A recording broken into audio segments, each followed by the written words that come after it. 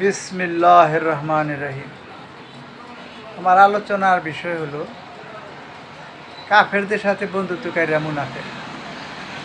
যারা কাফেরদের বন্ধু বানাইবে তারা হলো মুনাফেক। সূরা নিসা 138 থেকে 139 আয়াতে বলা হয়েছে, মুনাফেকদের সুসংবাদ দাও যে তাদের জন্য মর্মান্তিক শাস্তি প্রস্তুত হয়েছে।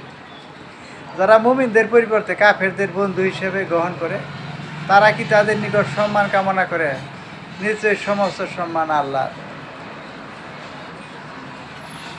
অসৎ বন্ধু সৎকর্মে বাধা হয়ে যায়।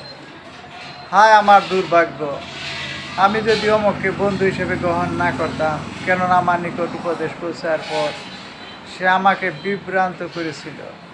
আর শয়তান তো মানুষের জন্য মহাপতারক। সূরা ফুরকান। অসৎ বন্ধু পরকালের শত্রুতায় পরিণত হয়। সেদিন বন্ধুরা একে অপরের শত্রুতে পরিণত হবে, তবে মুত্তাকিরা ব্যতীত। সূরা যুখরুফ 67 আয়াত। অসৎ বন্ধুত্ব পরকালে পরিতাপের কারণ হয়ে দাঁড়াবে। সেদিন জালিম ব্যক্তি নিজ হস্তদ্বয় দংশন করতে করতে বলবে, হায় আমি যদি রাসূলের সাথে সৎ পথ অবলম্বন করতাম, হায় দুর্ভোগ আমার, যদি